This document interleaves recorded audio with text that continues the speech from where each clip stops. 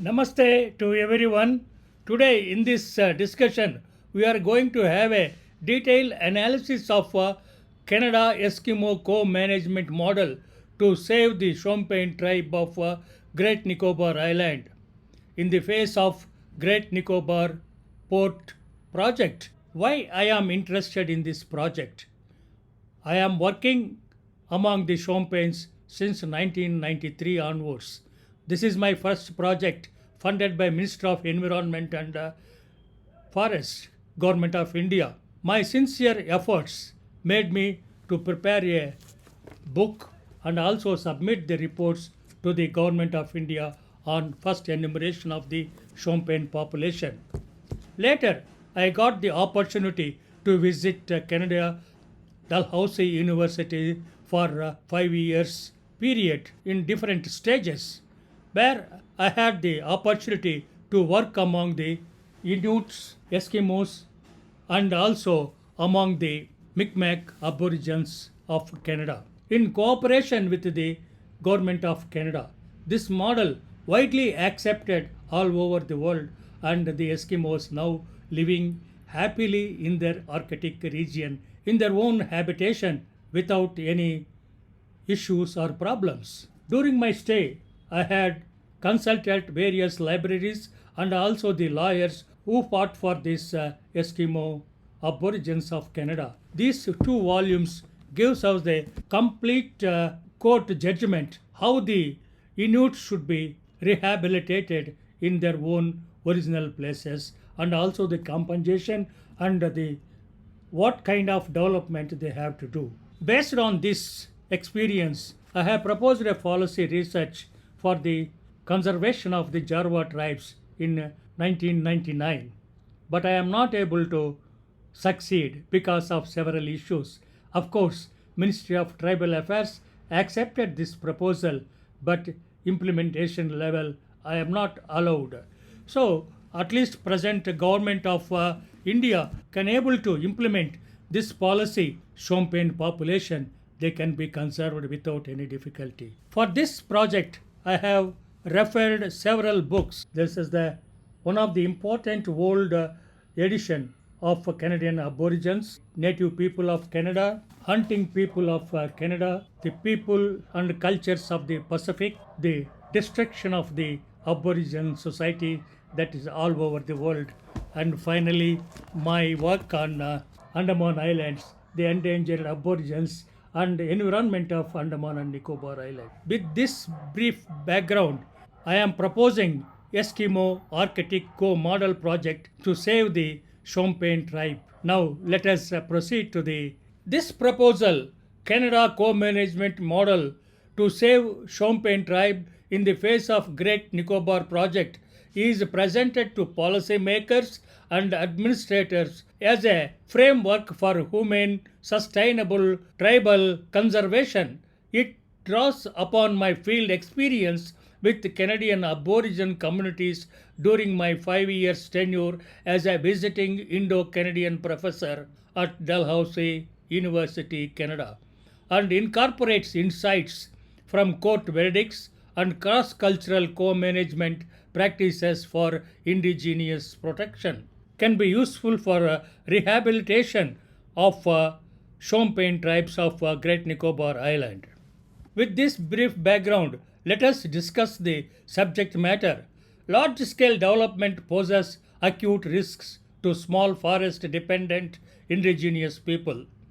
The Shompen of Great Nicobar, numbering only a few hundred and occupying ecologically sensitive river valleys such as Galathea, Alexandria and Dagmar, face imminent pressure from the island strategic development plans. This presentation adopts lessons from Arctic co-management and Inuit-state partnership model, notably Nunavut and other modern land arrangements, to propose a practical right-based framework for Great Nicobar. The proposal centers on legal recognition, participatory governance, free, prior and informed consent, that is FPIC, benefiting sharing, integration of traditional ecological knowledge, that is tech, and phased capacity building, A pragmatic three-phase implementation pathways is offered to enable the Shompen to become a guardians and co-benefiters of sustainable island development rather than its casualties. Across the world, development projects have often conflicted with the indigenous rights. However, certain landmark cases, particularly in Arctic Canada, demonstrate the equitable partnership between the state and indigenous peoples can both safeguard cultural integrity and deliver tangible economic benefits. The Inuit, also called Eskimos, inhabit in the Arctic region of Canada, that is in Alaska and Greenland.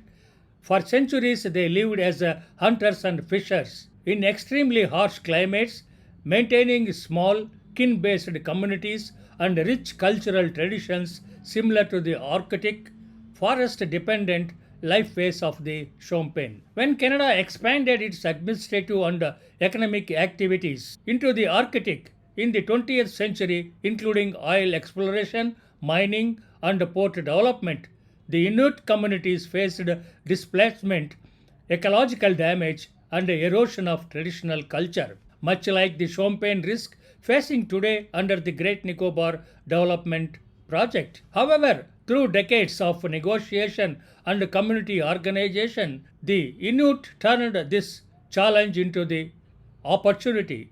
They asserted land rights, cultural autonomy, and economic participation, leading to one of the world's most successful indigenous state partnership models. Eskimos' experience offers a compelling precedent.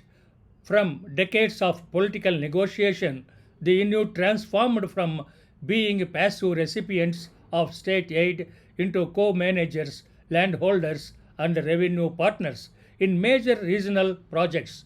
For India and particularly for the Shompen people of Great Nicobar, the Inuit model illustrates how integrate traditional societies into modern governance, preserving their autonomy. Now let us look into the case study, that is Inuit partnership in northern Canada. The Inuit of northern Canada, inhabiting regions such as Nunavut, Nunavik, and Labrador, were historically dependent on subsistence for hunting, fishing, and seasonal trading. During the mid 20th century, rapid Arctic industrialization and resource extraction, that is, oil, gas, and mining, threatened their land and livelihoods. In response, Inuit communities organized politically through bodies such as the Inuit Traprikot Kantami, that is ITK, demanding recognition of land ownership and self determination.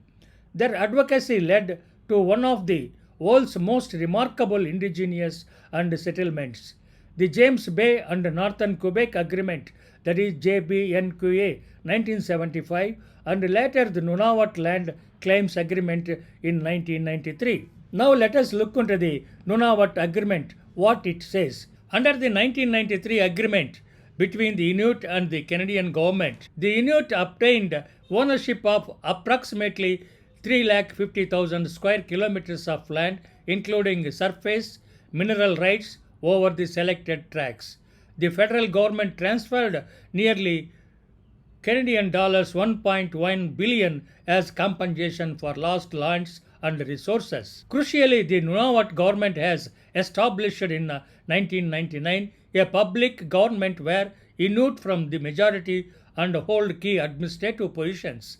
Revenue sharing clauses ensure the Inuit communities receiving a percentage of royalties from mining, hydrocarbons, and infrastructure projects.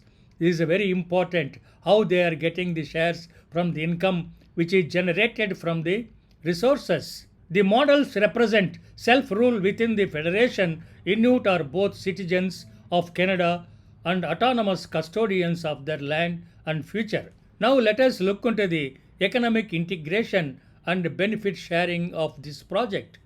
The Inuit experience demonstrates that indigenous participation can yield long term sustainable benefits. Joint venture enterprises in fisheries, mining, and logistics have created employment while respecting environmental norms. The Nunavut Impact Review Board requires all major projects to undergo environmental and social cultural assessment with Inuit participation. Revenue sharing agreements finance education, healthcare, and community development, enabling modernization without cultural erosion.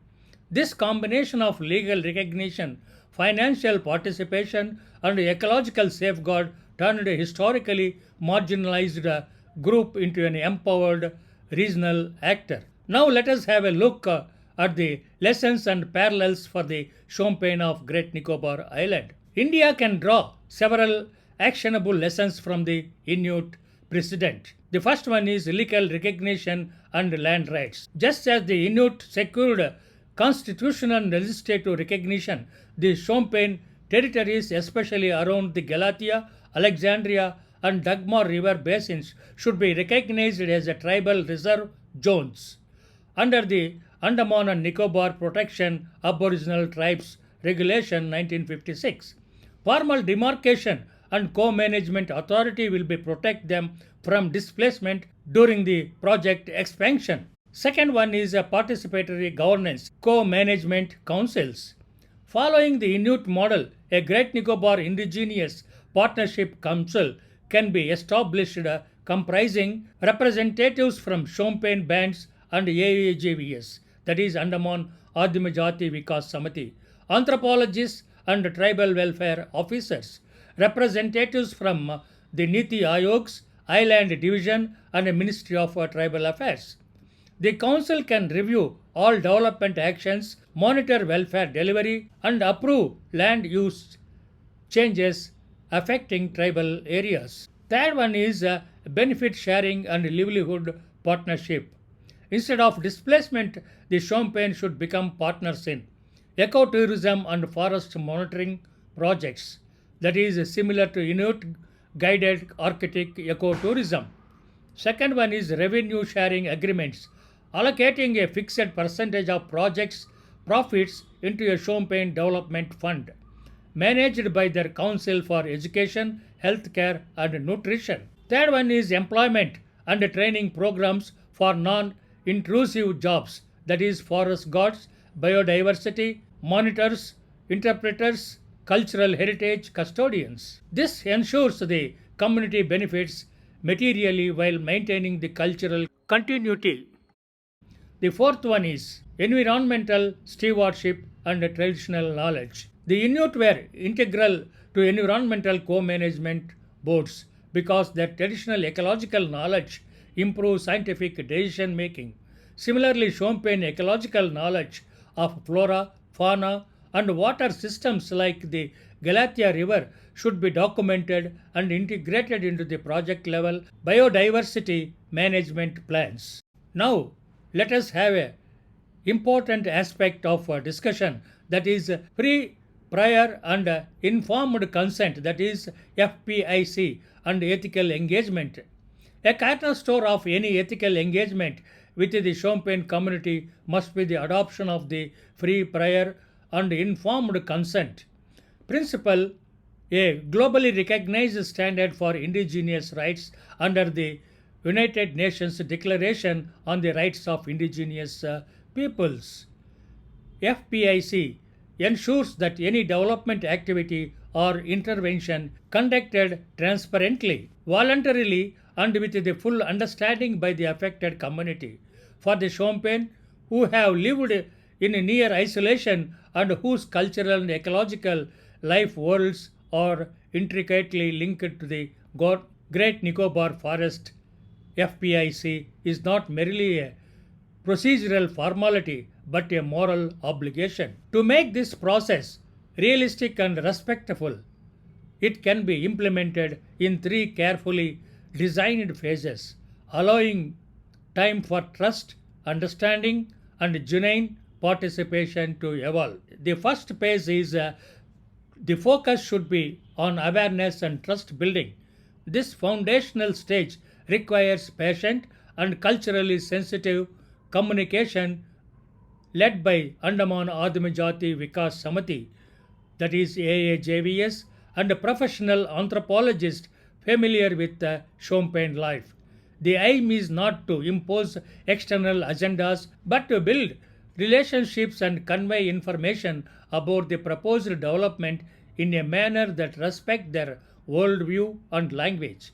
During this period, baseline surveys on habitation, health, and nutrition can also be conducted with consent, laying the groundwork for later stages. Phase 2 involves consultation and participatory mapping, leading toward the institutionalization of consent. Here, the creation of Great Nicobar Indigenous Partnership Council is essential.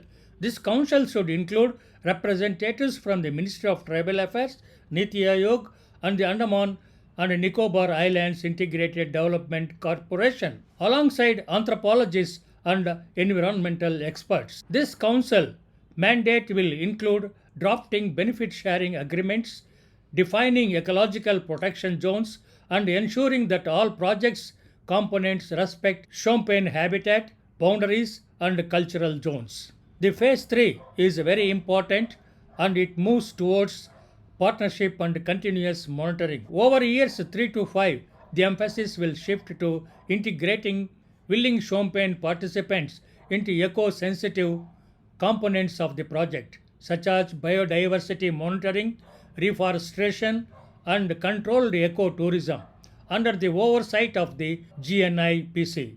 Financial disbursement and community benefits will be handled transparently, and independent audit by external agencies will ensure accountability. This three-phase framework mirrors successful Arctic co-management models, such as those developed with Inuit communities in Canada, where indigenous groups gradually became co-owners and co-managers of development process.